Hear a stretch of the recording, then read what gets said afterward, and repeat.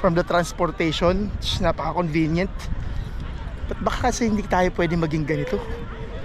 Bakit ba hindi kaya natin maging ganito? Napansin ko dito, ayan, that's residential area sa bundok. Residential area yun. At sa kabilang side, forest. So, ang maganda dito, since limited nga lang ang land nila, people here lived with nature, not removing the nature tapos talagyan ng building tulad ng ginagawa sa atin sa Pilipinas. Nature calls.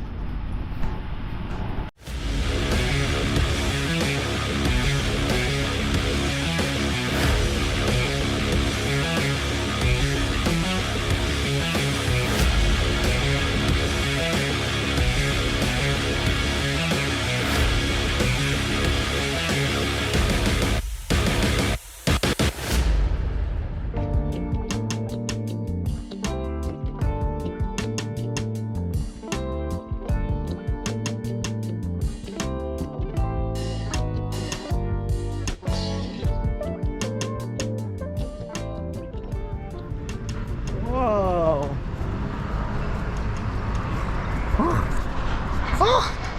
Laki structure. Wow. So, the morning mga parts, Chiang Kai-shek Memorial Park. Obviously, nasan tayo? Nasa Taiwan tayo. Ayan o, Chiang Kai-shek Memorial Hall. That's a huge hall. Massive. So, dito nga tayo ngayon sa Taiwan. Part ng tour nga natin, or part ng pag-ikot-ikot natin, syempre titingnan natin kung ano mga kotse or mga motor ang makikita natin dito. So this is, I think, this is our second day. So, ang channel na to ay hindi na naman puro kotse o motor. Mahilig din tayo sa history at travel, syempre. Sasabay na natin yung mga motorsiklo at mga kotse. Yung puti naman nun. Okay. At bago tayo mag-ikot-ikot, simulan na muna natin about sa quick history ng Taiwan. From the Philippines, Taiwan is actually one of the closest countries you can visit. The distance from Manila to Taipei is around 1,100 kilometers, and the direct flight usually takes 2 to 2.5 hours. Yes, mas malapit pa siya kaysa ibang parte sa Pilipinas. And after a short flight, welcome to Taiwan! Taiwan is an island nation located between Japan and the Philippines, known for its modern cities. So mga parts, that is Taipei 101. Mountain landscapes, rich culture, and one of the best public transportation systems in Asia. Taiwan has a very unique history. The name Taiwan is believed to come from the indigenous tribe and evolved through centuries of foreign influence. The word Taiwan most likely come from the indigenous Taiwan people, one of the native tribes living in the southwestern part of the island, long before Chinese settlers arrived. During the 1600s, when Dutch traders arrived in the area, they heard locals refer to the place as something similar to Taiwan or Taiwan. This referred to an area near present-day Tainan City. Over time, the pronunciation evolved. Chinese settlers adapted to the name, and then eventually it became Taiwan. Before being widely called Taiwan, the island had many names. When Portuguese sailors saw the island in 1500s, they called it Ilha Formosa, meaning beautiful island. That's why Taiwan was once internationally known as Formosa. And even today, makikita nyo pang ginagamit ito sa Formosa Airlines, Formosa Boulevard, or Formosa products. Taiwan has very unique history. Originally inhabited by indigenous people, the island later became influenced by Chinese settlers, Spanish explorers, Dutch colonizers, and eventually Japan. From 1895 to 1945, Taiwan was under Japanese rule, before becoming the Republic of China after World War II. It's like a 5-story, 6-story building. Galing.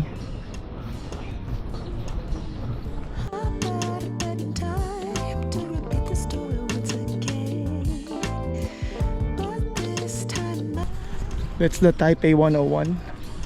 So for certain country na maliit lang in terms of land area, bakit ba hindi natin kaya maging ganito? Nice. Ang channel nga natin is hindi lang naman puro kotse at motor. Mahilig din tayo sa travel at history. At dito, pagkapit bahay natin tong bansang to. So I think it's good for us to share also story about this place. Syempre may matututunan din tayo. Right, so bakit nga tayo sa hall na yan? That's the Chiang Kai-shek Hall.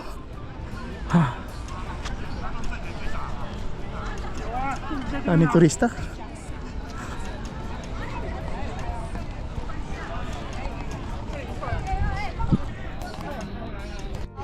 Like this.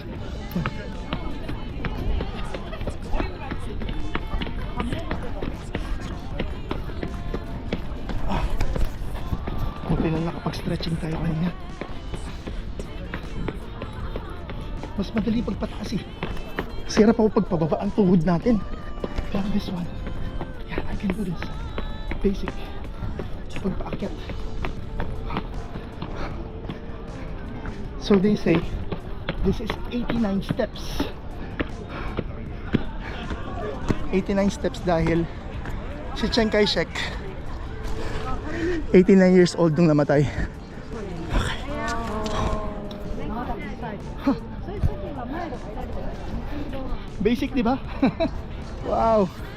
Ganda.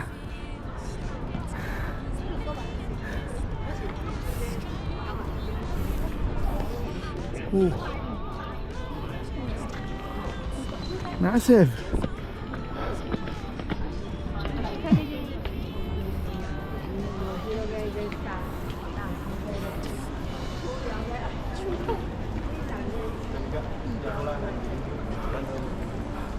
That's the man. Now, who was Chiang Kai-shek? Chiang Kai-shek was a Chinese military and political leader who led the Kuomintang or KMT government in China, lost the Chinese Civil War to the Communists in 1949, then retreated with his government to Taiwan. After 1949, he established the Republic of China or ROC government in Taiwan, ruled Taiwan under martial law and authoritarian rule. Claimed his government still represented China. So, he did not create Taiwan as a country. Taiwan already existed as an island with a long indigenous and colonial history, including Spanish, Dutch, and Japanese periods. Important clarification: Taiwan was not founded by Chiang Kai-shek. Modern Taiwan's political system developed gradually later, especially after democratization in the late 1980s to 1990s. Elevator na tayo. Sakit pa tuhod natin eh. So, this is also a exhibition hall. Chiang's government is described as the starting point of the ROC administration in Taiwan, not the founding of Taiwan itself. Ngayon, kung matatanong nyo bakit naghiwalay ang China at Taiwan, at the same time, paano naging democratic country ang Taiwan, Google nyo na lang, paubaya ko na sa ibang creators yon. From the battlefields of mainland China to the island of Taiwan, Chiang Kai-shek remains one of the most controversial and influential figures in modern Asian history. Hindi naman magiging ganito ang Taiwan kung hindi rin dahil sa kanya. Ayan, dyan. Uy, dami na costume mo, nakakatawa, colorful.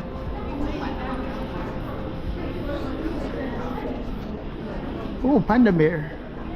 Panda bear. Ayan tayo dito.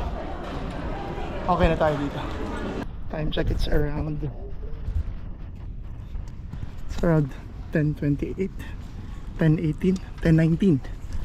Okay. It's around 10:19. Dilat ang araw. Ayan, buti na lang at medyo maaraw. Pero kahapon naman was fairly cloudy. Wala naman ulan. dito, actually kahit dilatang araw, medyo malamig na panahon dito. Katulad kahapon, temperature was around 18. So malamig. Sobrang lamig. Malamig na. Medyo sakto lang. Pero malamig. Ang lamig-lamig po dito ngayon. Ang lamig po. Grabing lamig. Hindi naman po masyadong malamig, pero malamig. Sakto lang po. Parang parang Baguio na mas malamig po. Gulo.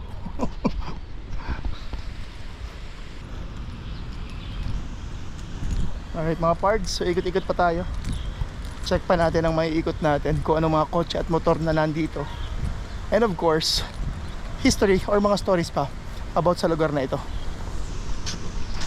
Today, Taiwan is known as one of Asia's most advanced economies, combining modern technology with deep cultural traditions. Taiwan's size comparison, Taiwan has a land area around 36,000 square kilometers. To compare, it's much bigger than Marinduque, bigger than Mindoro Island, but still smaller than Palawan. If ilalagay natin ang isla ng Taiwan sa Luzon, Taiwan would stretch roughly from Metro Manila up to around Isabela or Cagayan area. Taiwan has a population of 23 million people. So imagine, an island filled with mountains, modern cities, forests, night markets, and coastlines, all connected by high-speed trains and efficient transport. Must-visit places in Taiwan? We visited the famous Queen's Head Rock Formation at Yelyu Geopark, a natural rock shaped like the profile of a queen, created by thousands of years of wind and sea erosion, making it a nature's own sculpture.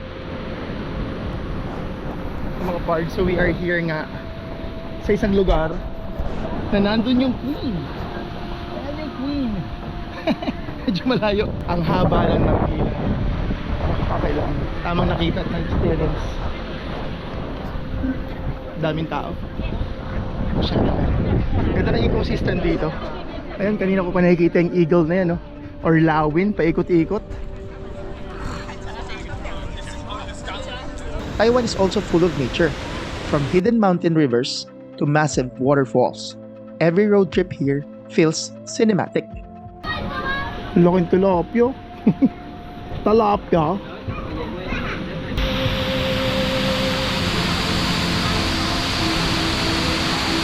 Go.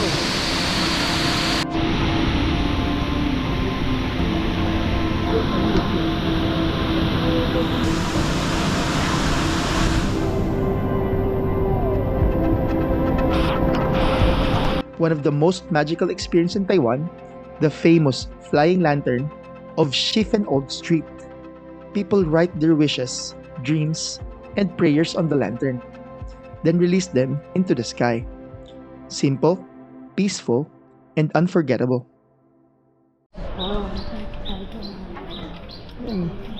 May Suzuki din dito, oh. Urban icon. Suzuki. Really small.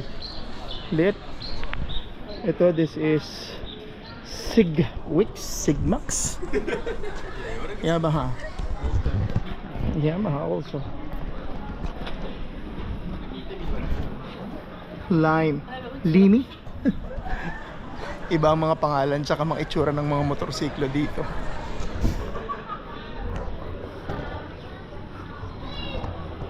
Grabe naman yun, ang bilis. Alright, so mga parts, we are here sa sikat na alley kung saan pwede magpalipad ng mga flying lanterns. Ayan. So sikat yan dito. Pwede ka daw gumawa ng wish. Ayan. So apparently this is a railroad. Ayan. Tamo, oh, diba? Ang saya. Wish. So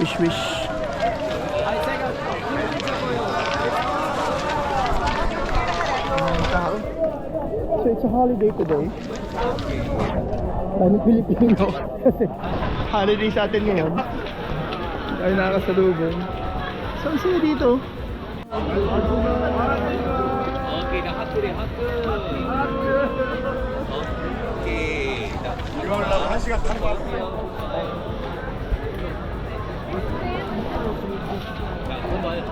Palipanin na. Oh, ganyan lang yan. Oh. Oh, ganyan lang yan, oh. Oh. Apoy, apoy, op. Tapos baliktad, op. Op, op. Oh, diba? Oh, oh. Oh. Bye.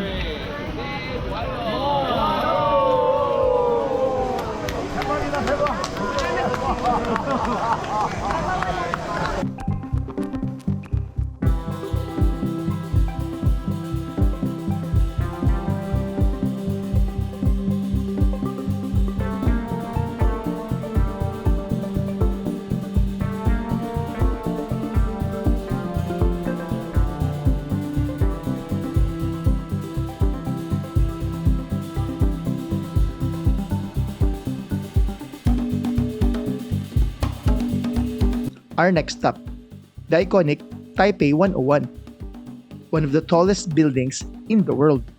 The skyscraper became the symbol of modern Taiwan. Taipei 101. Taas. Pinita ko pa lang. Nahihilo na ako. Massive. Massive mall.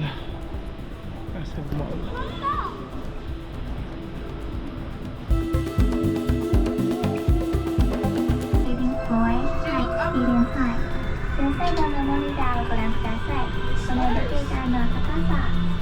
From the top, you can see the entire city skyline surrounded by mountains.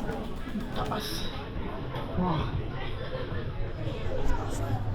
So kung makapansin nyo nga, mountainous areas, ang daming bundok.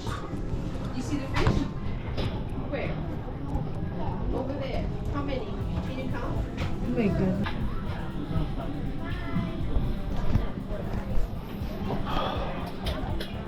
Imagine, puro bundok.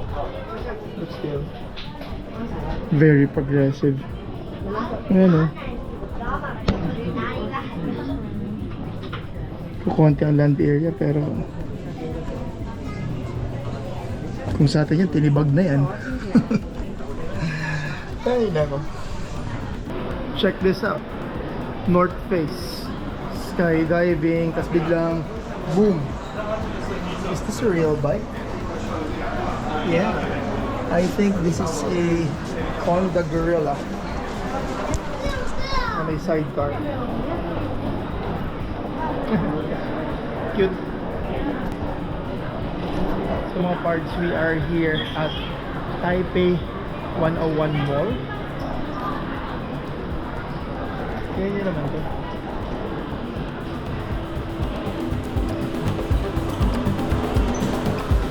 Ang ganda rin ang mall nila dito.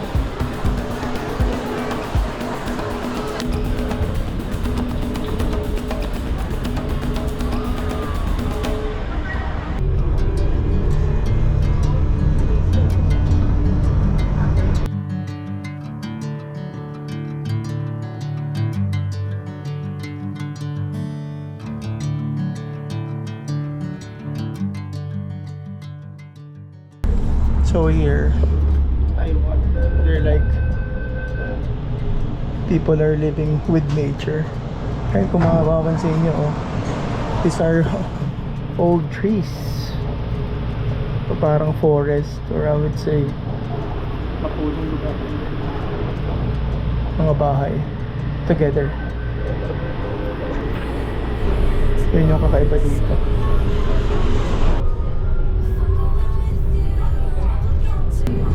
You know, there, mountainous areas, may mga bahay. Oh, ano kaya company to? Daming parking. So that's the last station. Papunta tayong gondola. Yan yung gondola. And of course, the famous Maokang Gondola. Anong brand pa kotse to? Pupunta tayo ng gondola. Ayun yung gondola. So nakakita yung mga kaibang kotse dito. Delica. In terms of mga cars, halos nagkakapareho naman ang mga kotse sa Pilipinas tsaka dito sa Taiwan. Yun lang, ang mga motorsiklo, bibihira ka makakita ng mga Japanese. Tulad yan. I think that's yeah, so it's either Kinko or SYM ang makikita mo dito. May mga big bikes naman, tulad kanina may Ducati tayo nakita. May mga naka big bikes dito, syempre Japanese. Pero pag mga regular bikes or small bikes, Taiwanese brand. Dito no, napansin ko parang ang mga lugar, alam mo yung mga forest na untouched, Parang they live together with nature. yeah, that is they create buildings around it, not Oo, on yeah. Hindi nila sinisira. Tulad ng ganyan, no? Kung titingnan mo, ganyan ang kung walang gumalaw. Tapos kung makikita mo, bakod na yun, no? Bakod, tapos yan forest. I would say forest na rin. Tapos mga bahay sa kabila. Imagine riding a forest and mountains while overlooking Taipei City from above. Perfect combination of nature and urban life.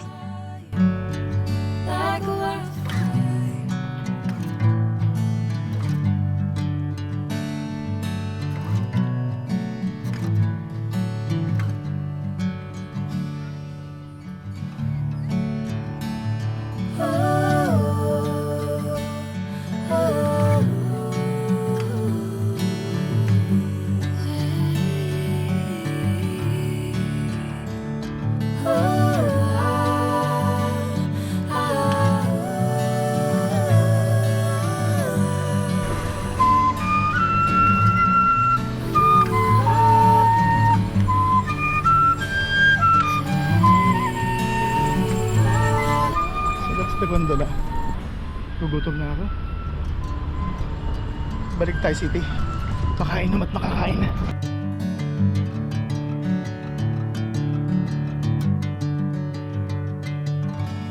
Fun facts about Taiwan. Did you know Taiwan is one of the best convenience store cultures in the world? Seriously, 7-Eleven here feels like mini mall.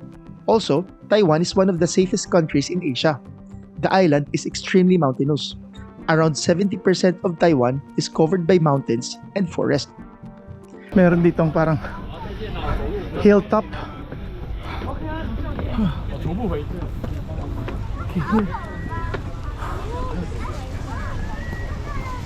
Well,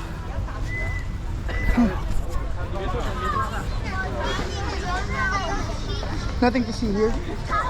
要坐哪？要坐国小那边吗？还是坐这？ It's a elementary school. Taiwan is also famous for, syempre, bubble tea and milk tea. Night Lalo markets din. na pupuntahan natin mamaya. Milk tea.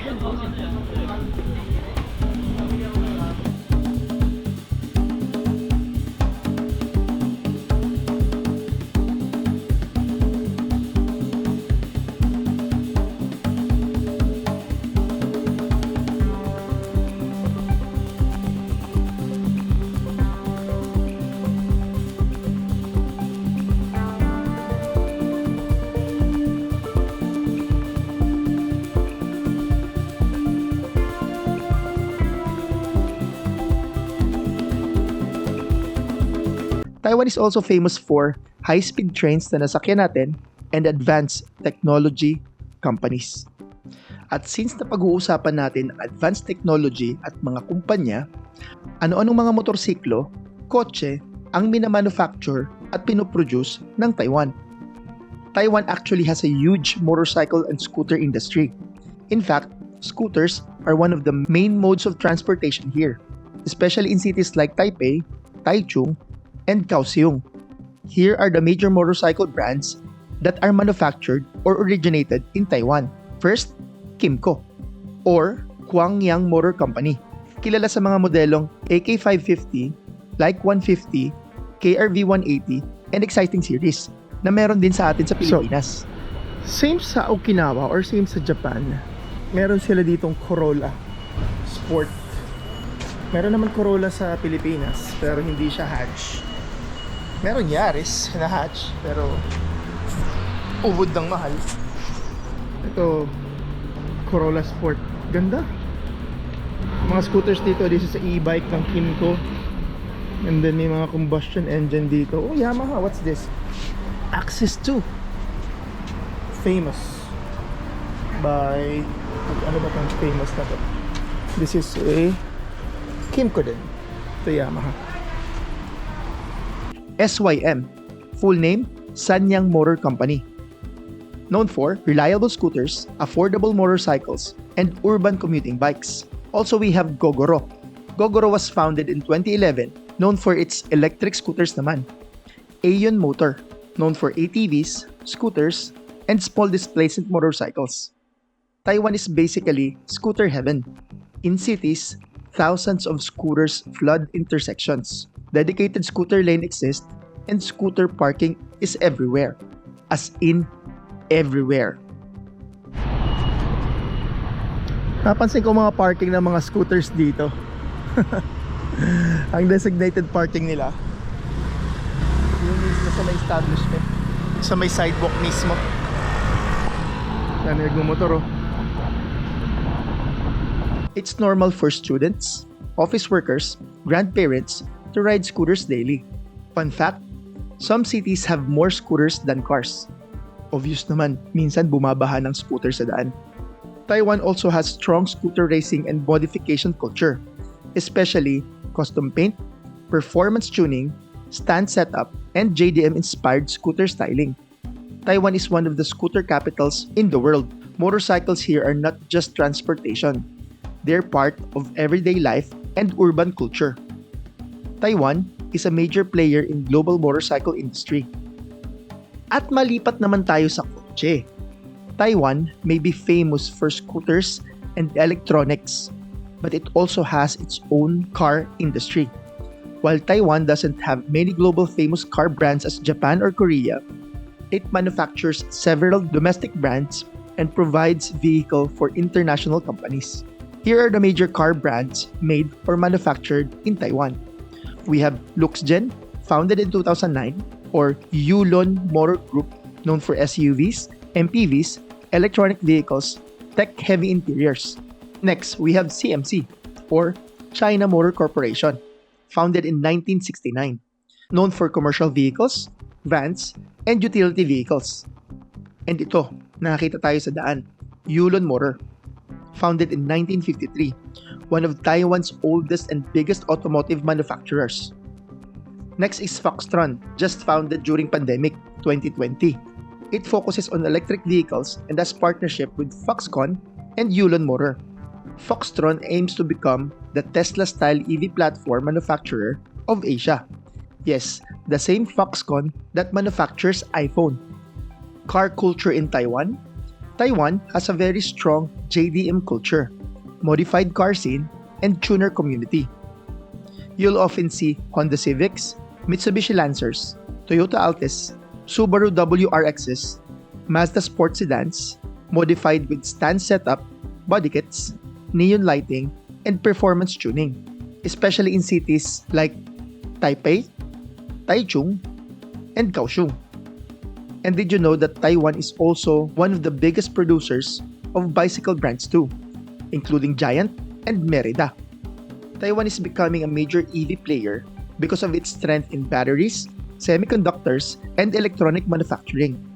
Taiwan is positioning itself as a future electronic vehicle technology hub. Taiwan is a place where tradition meets technology, where mountains meet skyscrapers, and with every corner feels alive, from lantern-lit streets to towering city skylines. Taiwan is more than just a destination. It's an experience. This is Taiwan, and this journey and our adventure continues. Ganda ng sunset.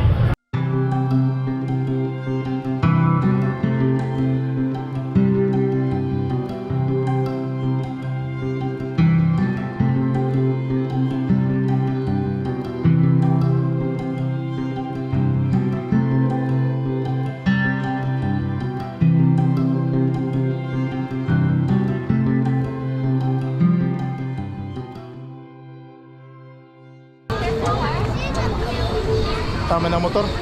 Tama na muna motor. Kain muna tayo.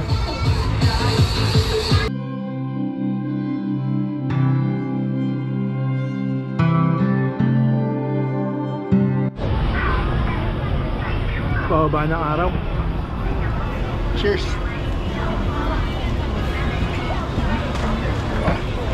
Ayos. Food trip pa tayo.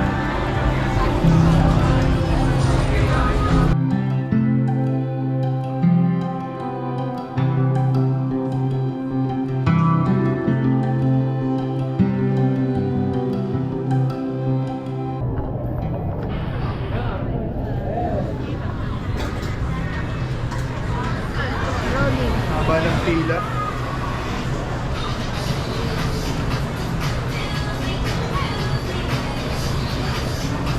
Sarap.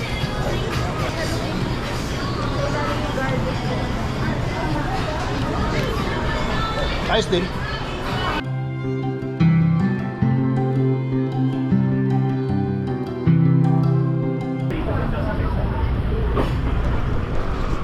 Ganda ng box.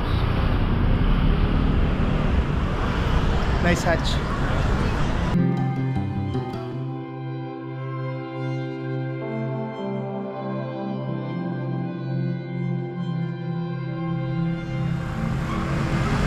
Dami rin kamote oh. Ford Focus na family wagon. Yan.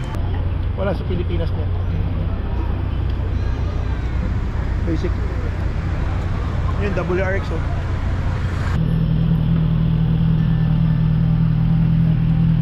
J900 pang India. Meron protection sa likod. Yung mga motor dito, napansin ko sa either big bike or scooter. Romeo, Limi. It's just scooters and then big bikes. Talagang pang commuter lang. Yan yung mga motor dito. Unlike sa atin, ang dami. Meron tayong Raider, meron tayong adventure bike, meron tayong ano pa ba, kung ano-ano pa, sports bike. Maraming categories sa Pilipinas. Ang regular bikes dito, isa lang,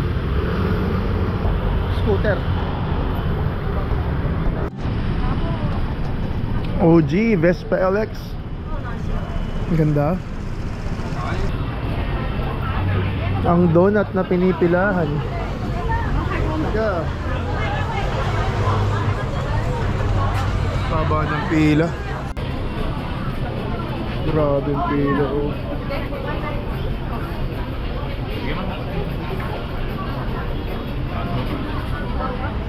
Para sa donut na yan.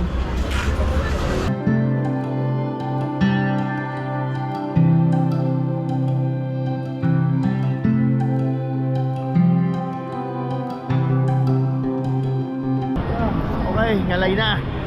Ay, that's it for our trip mga parts dito sa Taiwan. If you like this video, please give it a thumbs up and please do not forget to subscribe to the channel para updated kayo sa mga videos at adventures natin. That's it for today mga parts. Sana nagustuhan niyo ang video natin today. At lagi natin tatandaan, hilig man sa history o sa travel, bakit ka pa pipili? Hard work pays off. Pwede both.